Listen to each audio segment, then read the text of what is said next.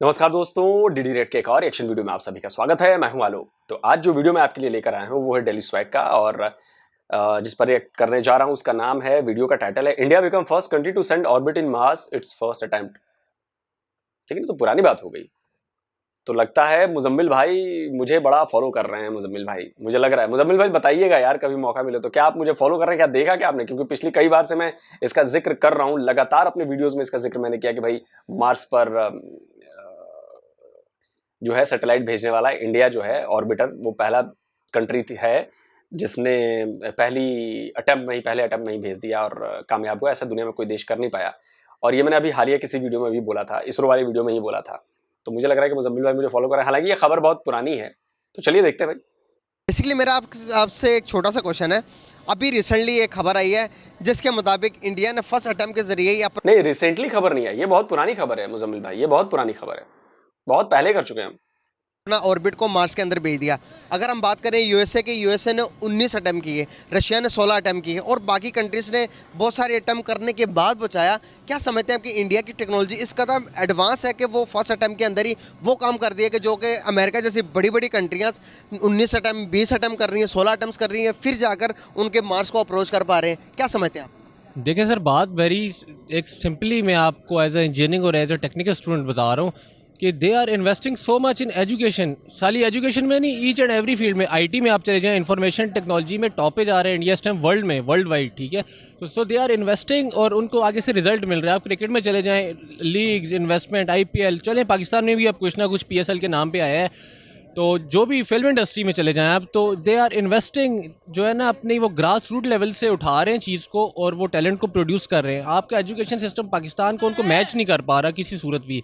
तो आप अगर चाहते हैं कि आप इस लेवल पे जाएं तो आपको ज़ाहिर सी बात है रिफॉर्म्स करने पड़ेंगे अपने एजुकेशन में, अपने हर सिस्टम में, ताकि ग्रास रूट लेवल से आप पिकअप करें हर चीज़ को और आगे जाके प्रैक्टिकलिटीज़ में जाना। आप देखें, आप अपने मुल्क में वो कोर्सेज़ करवा रहे हैं जो 50 साल पुरानी किताबें, और बच्चा उनको रटे मार के, कोई साइंटिफिकिटी नहीं क्रिएट हो रही उसमें, कुछ लैब वर्क नहीं हो रहा, पर रटे मार के किताबें पास की जा रहे हैं, ठीक है। तो ऐसे तो फिर आप आईटी में या आप मार्स पे तो नहीं जा सकते ना, जो सीधी सी बात है। सही बात है। और इंडिया वो वाहिद कंट्री है जिसने ये पता लगाया अपने ऑर्बिट के थ्रू कि मून के अंदर पानी मौजूद है।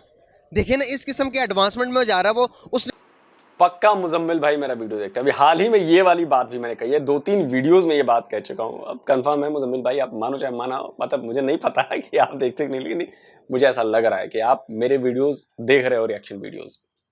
अपना नेविगेशन सिस्टम बना लिया जो कि हम गूगल मैप कहते हैं, जिसे उन्होंने अपना बना लिया और दुनिया को दे रहे हैं कि भाई वो सर्व करने वाले लोग हैं। और हम क्या हैं, हमारे बारे में थोड़ा डिफाइन करें। और हम जो इन चीज़ों को अहम नहीं समझते, आने वाले टाइम के अंदर ये कितनी इंपॉर्टेंट होने वाली चीज़ें और हमें इस किस्म की तैयारी करने की ज़रूरत है या नहीं, इस बारे में थोड़ी रोशनी डालें इस बात में। देखिए, आने वाला जो दौर है ना, आज से आप देखिए 10 से 15 साल बाद या आप कह लें 20 साल बाद, जो हमसे अगली नेक्स्ट जनरेशन आ रही है, हमने तो फिर सर्वाइव कर लिया अपने पेरेंट्स की उस पर।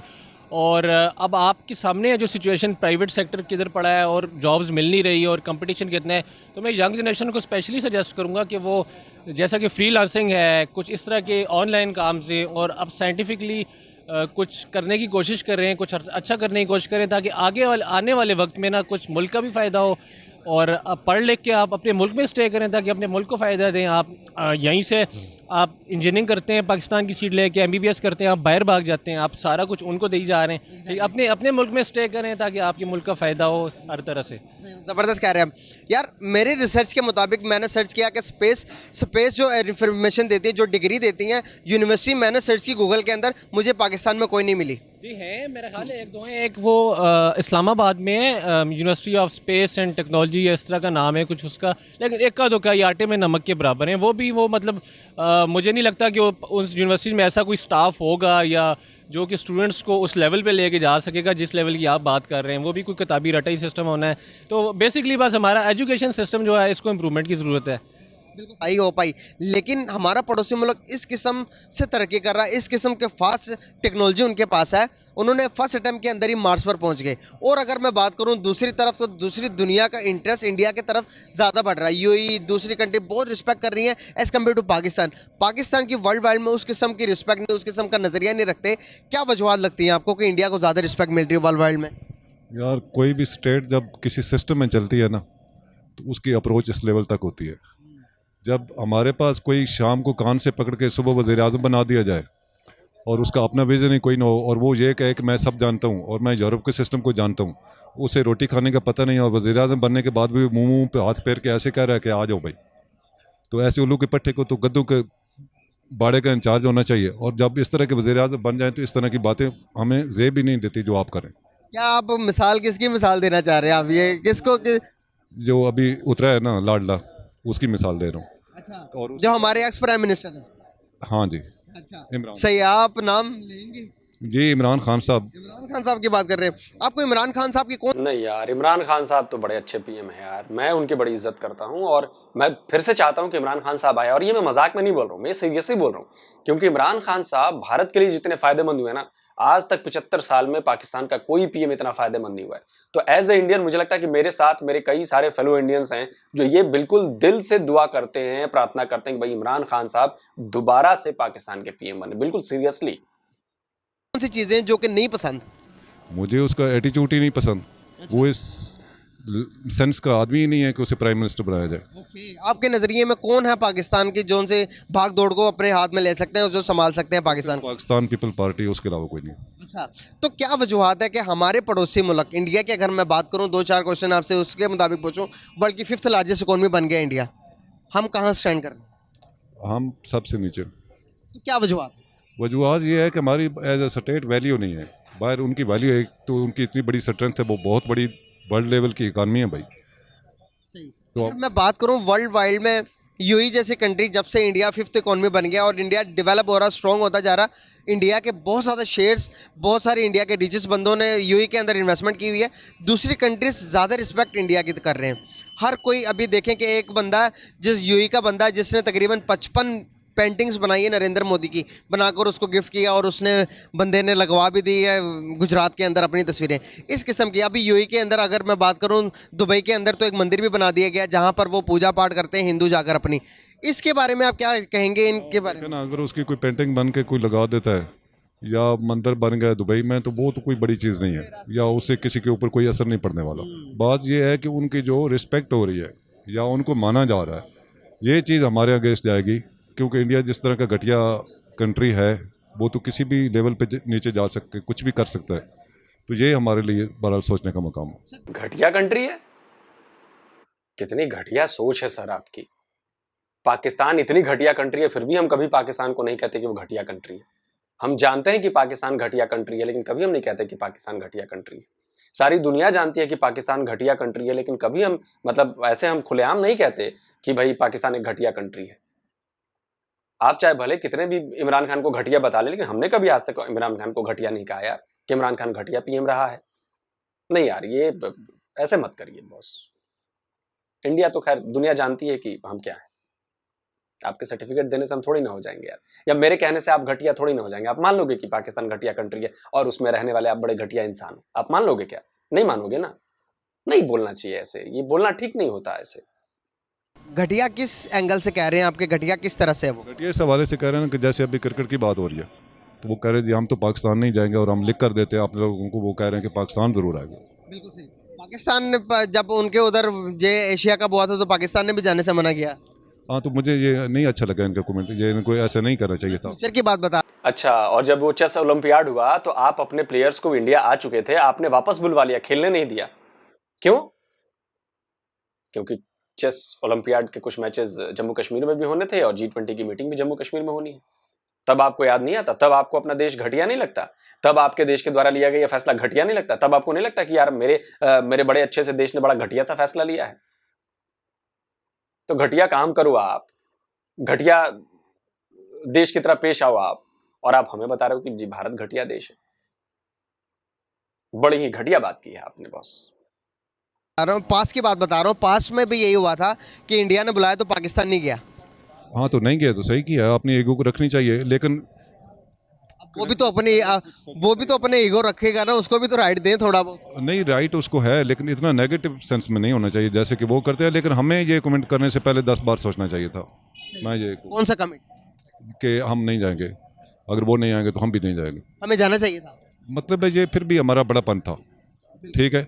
तो बंदे को कुछ ज़र्फ भी होना चाहिए, इतनी घटिया अप्रोच नहीं होनी चाहिए कि वो अपना मुंह काला करें तो हम भी काला कर लें। सही बात है। तो क्या फ्यूचर में मैचेस होंगे इकट्ठे पाकिस्तान और इंडिया के? लाजमी बात है होंगे, क्योंकि मैच के बगैर तो गुजारे नहीं है।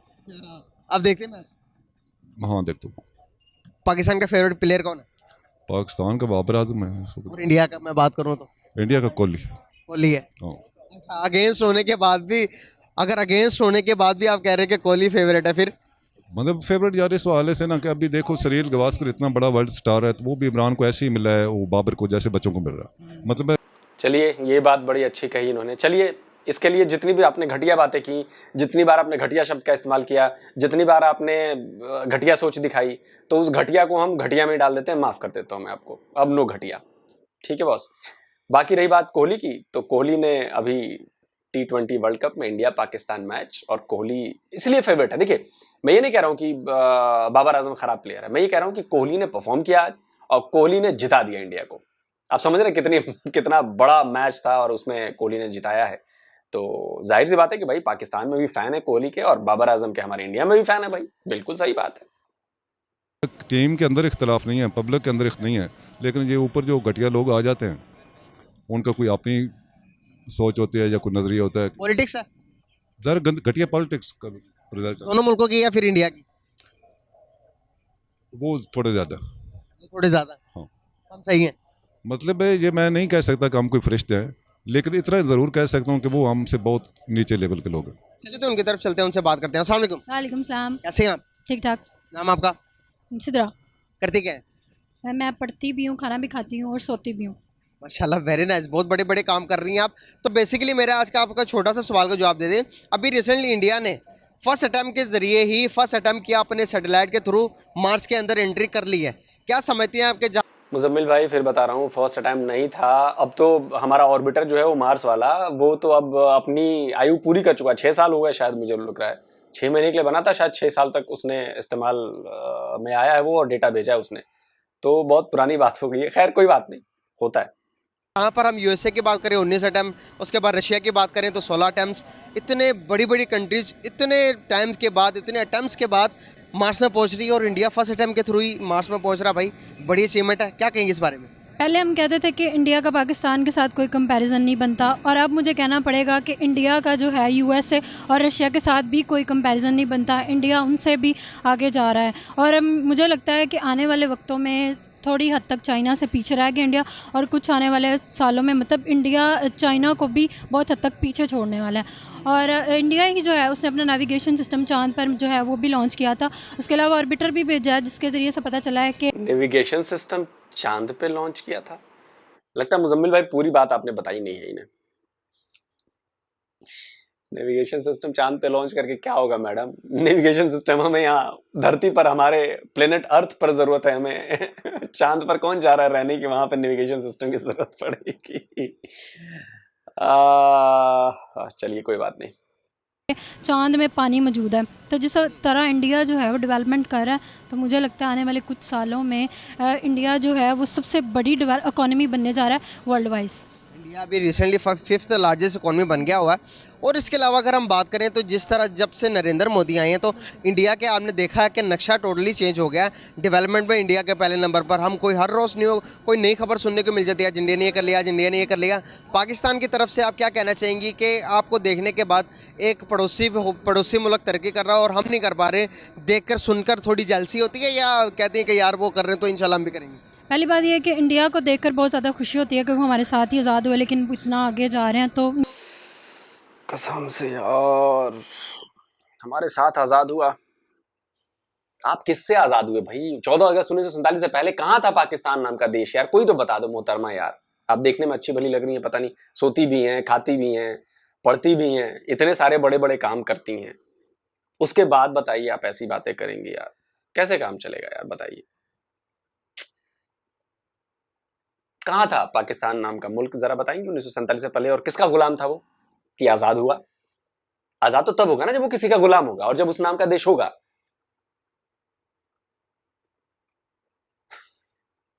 खैर उनके लिए गुड लक, और मैं कहती हूँ कि वो और तरक्की करें। लेकिन जब पाकिस्तान के हालात देखते हैं तो फिर दिल अफसरदा भी होता है कि वो भी इंडिया के साथ हम आज़ाद हुए लेकिन वो डेवलपमेंट की तरफ जा रहा है, लेकिन हम इतने पीछे क्यों जा रहे हैं। बेसिकली बात ये है कि उनका जो नरेंद्र मोदी जी हैं वो उनके साथ बहुत ज़्यादा सिंसियर, और अगर हम अपनी कंट्री की बात करें तो हमारे साथ हमारा कोई भी लीडर सिंसियर नहीं है। इवन कि जो हमारी आर्मी है वो भी आपको पता है कि सॉरी टू से यहाँ पे हम बात करेंगे तो आपको पता है मैं आर्मी उठा लेगी, लेकिन जो भी है कि हमारी आर्मी जो है वो नहीं चाहती कि हमारा मुल्क डेवलप करे।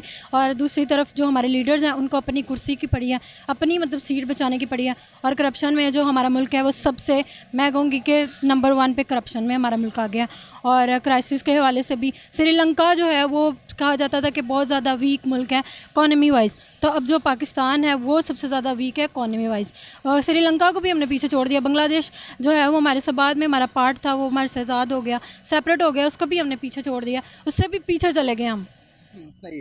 तो जिस तरह से हमारे पड़ोसी मुल्क हमसे डेवलप होते जा रहे हैं, बांग्लादेश, इंडिया, उसके बाद श्रीलंका तो खैर क्राइसिस में चल रहा है, लेकिन अगर हम देखें तो दूसरी कंट्रीज़, जिस तरह से दूसरी कंट्रीज़ का इंटरेस्ट, लगाव और फोकस इंडिया की तरफ ज़्यादा बढ़ रहा है, इसको आप कैसे देखती हैं? डेफिनेटली आपको मैं एक एग्जांपल से समझाऊंगी कि आपके घर में मतलब अगर आप पैसे कमा रहे हैं, कि आपका भाई है जो पैसे नहीं कमा रहा, तो कहीं ना कहीं आपकी जो माँ है उनका प्यार आपकी तरफ टीचर वही होता है ना कि जिसने ज़िंदगी में बहुत बड़ा काम किया हो, जिससे हम इंस्पायर हो।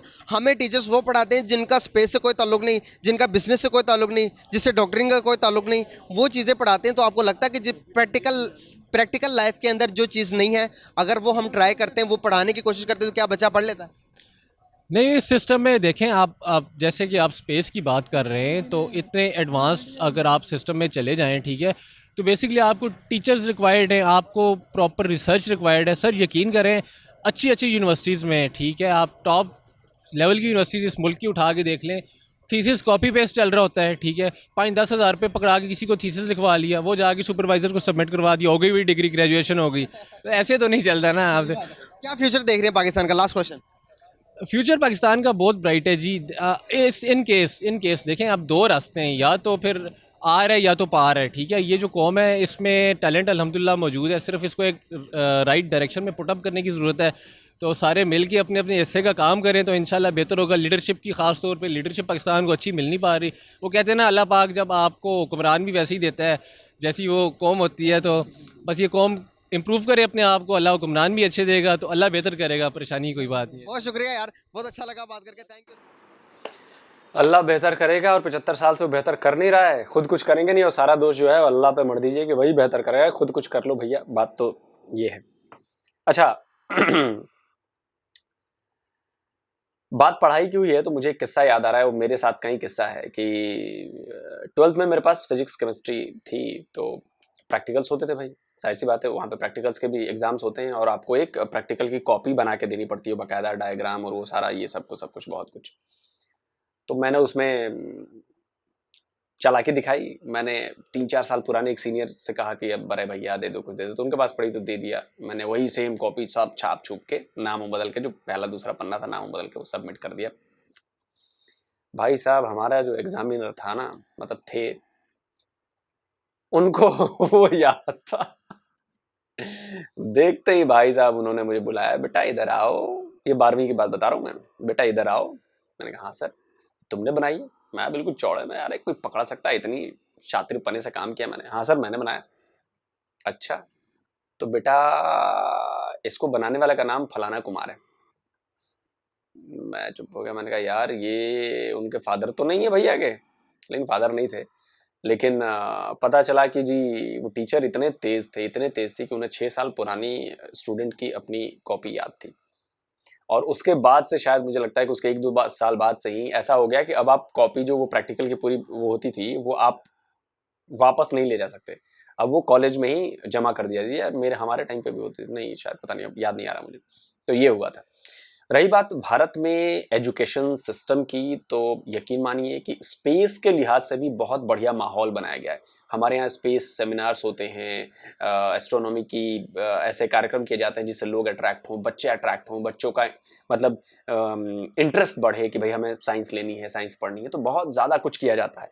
और उसी का नतीजा है कि जब हमारे एजुकेशन में साइंस को हमने घुसा दिया है और ये वो वाला साइंस नहीं जो पाकिस्तान में फिजिक्स पढ़ाया जाता है कि कुन फाया कुन हो गया, कि एक चुटकी में जो है दुनिया बन गई और उसके बाद जो है फिजिक्स आया। तो वो पहले चैप्टर में है ना आपके इंट्रोडक्शन। तो हमारे यहाँ वो वाला फिजिक्स नहीं है, हमारे यहाँ जो दुनिया भर में फिजिक्स पढ़ाई जाती है वो वैसी ही फिजिक्स है।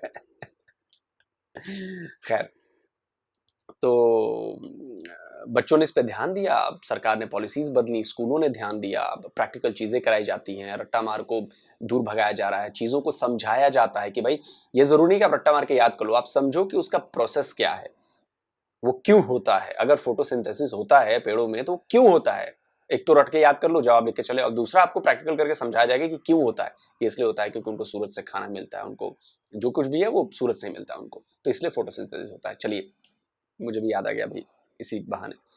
तो कुल जमा बात यह है कि देखिए, सबसे बड़ी वजह एजुकेशन है, और दूसरी बात कि मार्स पर इंडिया का पहुंचना ये हमारे लिए और पूरी दुनिया के लिए बहुत बड़ी बात थी, क्योंकि इंडिया को वो लोग अच्छी नज़र से नहीं देखते थे। स्पेस एजेंसीज में तो कहते थे अच्छा जी ऐसा है, मजाक उड़ाया जाता था, लेकिन तब भी इंडिया के साइंटिस्ट ने, इंडिया के इंजीनियर्स ने, इंडिया की सरकारों ने ऐसा सपोर्ट किया कि आज हमने वो कमाल कर दिया। और लेटेस्ट तो आपको पता ही है कि भाई 36 ब्रिटिश जो कंपनी है वनवेब, उसकी 36 सैटेलाइट्स हमने छोड़ी हैं, वर्ल्ड रिकॉर्ड बनाया है। पहली बार इतने भारी, करीब 6000 टन का पेलोड था, और हमारे GSLV Mk3 के द्वारा छोड़ा गया। पहला उसका कमर्शियल लॉन्च था, वो कामयाब हुआ। एयरटेल की भी हिस्सेदारी है उसमें, वनवेब में, इंडियन कंपनी है, वो भी वहां पे मौजूद थे, और बहुत बड़ा ऐतिहासिक मौका था, और इसरो ने फिर से एज यूजुअल कमाल कर दिया। तो हमारी छाती भी चौड़ी हो जाती है, इसरो हमारा इंडियन स्पेस ऑर्गेनाइजेशन, आप समझो कितनी बड़ी बात है, इसके पीछे कितने सालों की मेहनत, दिन रात एक, खून पसीना एक करने के बाद क्या है। और तब जब सारी दुनिया हमारे खिलाफ थी, हमारे खिलाफ सैंक्शंस लगते थे, इंजन के लिए हमें मिलता नहीं था, उसमें अभी भी हम फाइटर जेट का इंजन ढंग का बना नहीं पाए, इतने सारे सैंक्शंस लगे, उसके बाद भी हमने स्पेस में इन्वेस्ट किया है, और स्पेस से अब कमाई शुरू हो गई है, कमर्शियल कमाई कर रहे हैं हम। सिर्फ हम अपने लिए नहीं कर रहे हैं, हम अब कमाई करना भी शुरू कर चुके हैं, और आने वाले वक्त में ये कमाई और ज्यादा बढ़ने वाली है। अभी कुछ 100 करोड़ की, आने वाले समय हजारों करोड़ की होगी, अरबों रुपए की होगी। तो जल्दी हाजिर होता हूं एक और नए वीडियो के साथ, और अच्छा वीडियो था, घटिया वीडियो नहीं था, बढ़िया वीडियो था। तो बाकी तो घटिया लोग आते जाते रहते हैं, ठीक है यार, तो घटिया बातें नहीं करेंगे, हम पॉजिटिव बातें करेंगे और घटिया लोगों से दूर रहेंगे। लेकिन क्या करें, अब इसमें एक भाई साहब आ गए, लेकिन फिर भी उनका घटियापन माफ किया जाता है। धन्यवाद, जल्दी हाजिर होता हूँ एक नए वीडियो के साथ। नमस्कार।